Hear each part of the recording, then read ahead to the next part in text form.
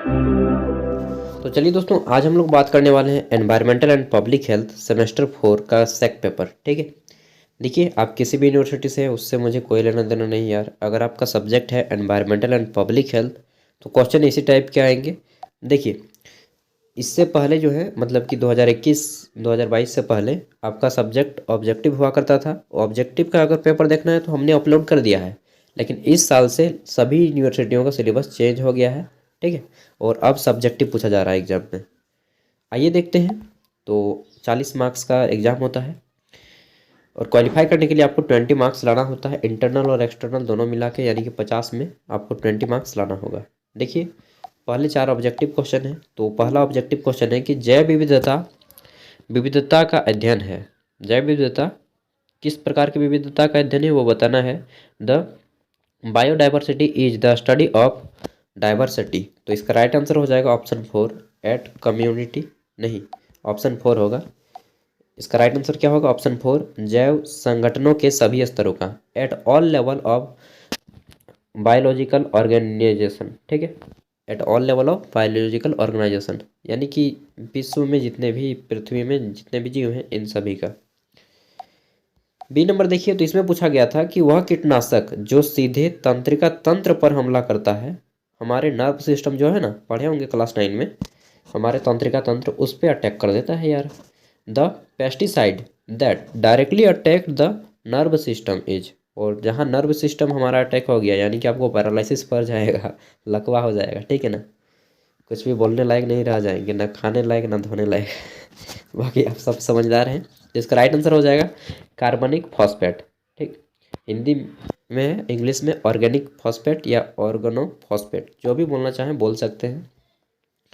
बहुत सारे हैं, उनमें से एक ये है। सी नंबर है, इसमें पूछा गया है कि कृषि उत्पादकता कम हो जाती है। कैसे कम हो जाती है? Agriculture productivity is reduced bye.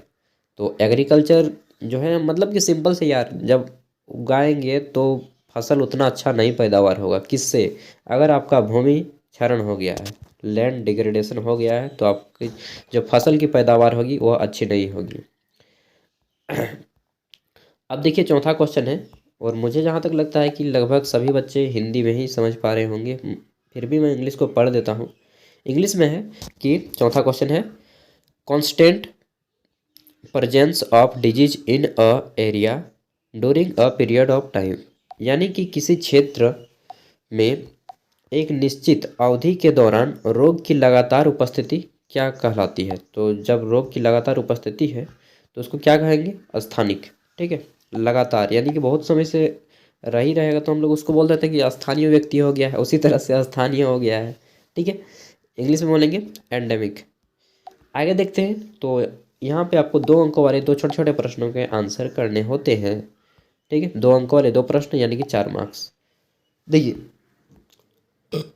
इन दोनों पे लिखना है, और जितने भी क्वेश्चन है सभी इंपॉर्टेंट है। आप एग्जाम में करके जाएंगे, घर से बना के जाएंगे, तो एग्जाम में जरूर बहुत सारे क्वेश्चन आपके मैच कर जाएंगे। पहला है पल्स पोलियो कार्यक्रम क्या है, यानी कि what is pulse polio programme.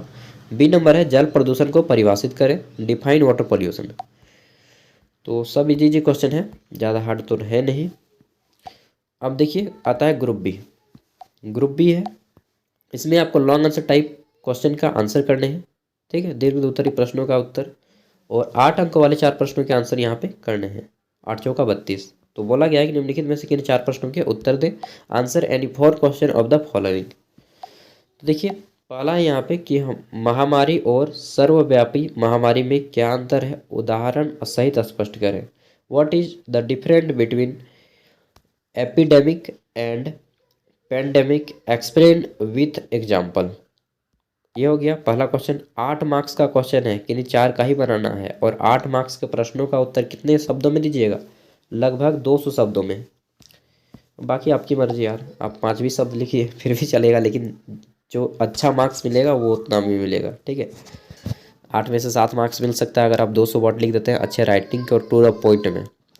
देखिए, अगला क्वेश्चन 3 नंबर, इसमें पूछा गया है कि कुछ पर्यावरणीय कारक क्या हैं, कुछ पर्यावरणीय कारक क्या है जो मध्यम आयु वर्ग और वृद्ध वयस्कों का कारण बन सकते हैं और उनके स्वास्थ्य और कल्याण को कम कर सकते हैं। इंग्लिश में है कि what are some environmental factor that could cause middle aged and older adult and reduce their health and wellness.